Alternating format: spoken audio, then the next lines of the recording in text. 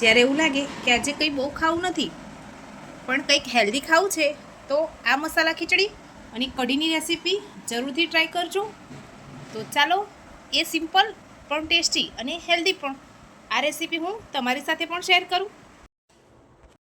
એક બાઉલમાં અહીંયા ખીચડીના જે ચોખા આવે છે એ મેં 3 વાટકી લીધેલા છે. 1 વાટકી મેં અહીંયા મગની મોગર દાળ લીધી છે. 1 વાટકી અહીંયા મેં તુવરની દાળ લીધી છે. 1 વાટકી મેં અહીંયા મસૂરની દાળ લીધી છે. હવે બધું સરસ રીતે મિક્સ કરી લઈએ.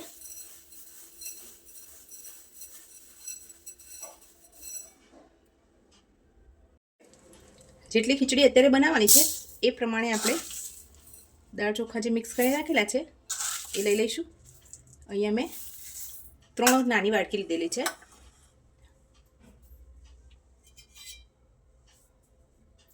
હવે એને સરસ 2 થી 3 પાણીએ ધોઈ લઈએ. મસળીને સરસ ધોઈ લઈશું. હવે આપણે દાળ ચોખા ડૂબે એટલું પાણી ઉમેરી અને 10 થી 15 મિનિટ માટે રેસ્ટ આપી દઈએ. અહીંયા એક બાઉલમાં મેં છાશ લઈ લીધી છે. હવે આપણે એમાં 2 ચમચી જેટલું બેસન ઉમેરીશું.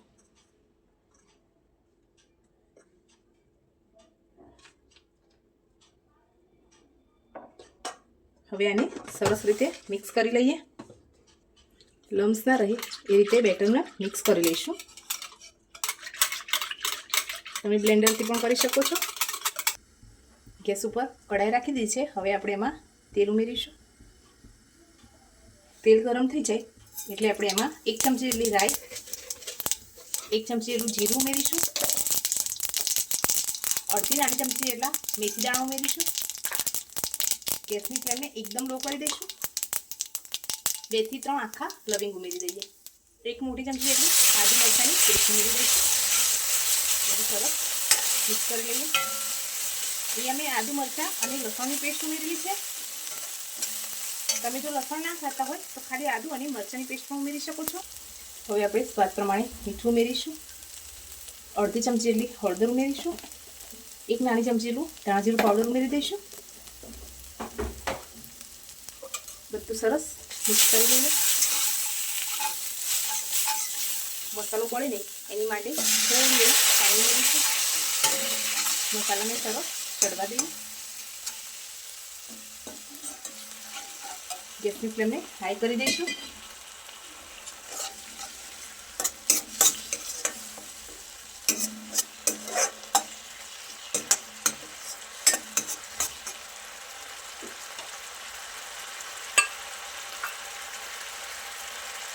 ચાર થી 5 મીઠા લીમડાના પાન છે એ પણ ઉમેરી દઈએ.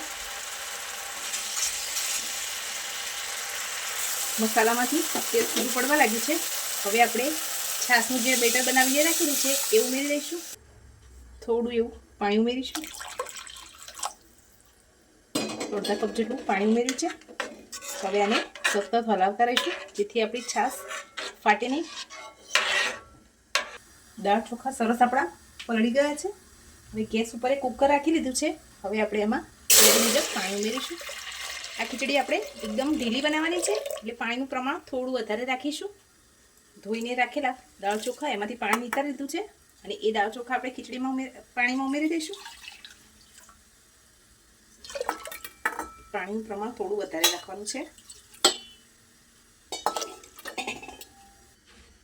ખીચડી આપણે બનતા ઉભરાય નહીં અને ટેસ્ટ પણ એકદમ સરસ આવે એની માટે આપણે 1 મોટી ચમચી જેટલું ઘી ઉમેરી દઈશું. ઘી ઉમેર્યા પછી આપણે એમાં સ્વાદ પ્રમાણે મીઠું ઉમેરી દઈએ.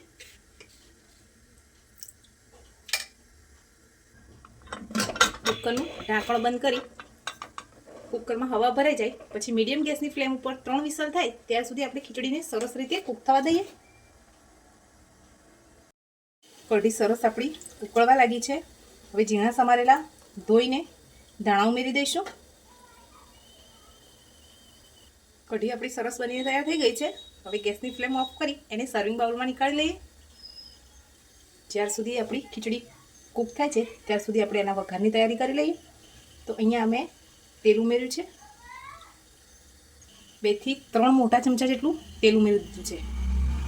તેલ ગરમ થઈ જાય એટલે આપણે એમાં 1 ચમચી જેટલી રાઈ ઉમેરીશું, 1 નાની ચમચી જેટલું જીરું ઉમેરી દઈએ. રાઈ જીરું તતડી જાય એટલે આપણે એમાં અડધી નાની ચમચી જેટલી હિંગ ઉમેરીશું. હવે આપણે ઝીણી સમારેલી ડુંગળી ઉમેરી દઈએ. 1 નંગ ડુંગળી સમારેલી છે, 1 નંગ ઝીણું સમારેલું ટામેટું ઉમેરી દઈએ. મસાલાના ભાગમાં થોડું એવું મીઠું ઉમેરી દઈએ, કેમ કે આપણી ખીચડી જ્યારે બાફા રાખી ત્યારે એમાં મીઠું ઉમેરેલું છે. હવે આ ટામેટાં અને ડુંગળી સરસ પાકવા દઈએ. જોડે જોડે આપણે લસણ અને લીલા મરચાંની પેસ્ટમાં ઉમેરી દઈશું. ગેસની ફ્લેમને એકદમ સ્લો કરી દઈએ. 4 થી 5 મીઠા લીમડાના પાન ઉમેરી દઈશું. ટામેટાં અને ડુંગળી સરસ કૂક થઈ ગયું છે. હવે આપણે એમાં અડધી ચમચી જેટલી હળદર, તીખું તમે જે પ્રમાણે ખાતા હોય એ પ્રમાણે લાલ મરચું પાવડર મેં અહીંયા 2 ચમચી જેટલું ઉમેર્યું છે. 1 મોટી ચમચી જેટલું ધાણા જીરું પાવડર ઉમેરીશું.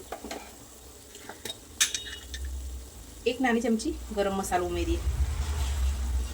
હવે બધું સરસ મિક્સ કરી લઈશું.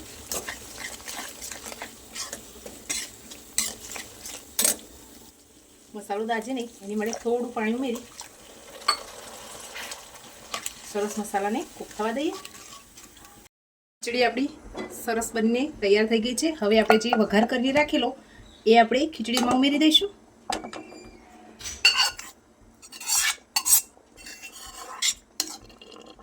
હવે એકવાર બધું સરસ મિક્સ કરી લઈએ.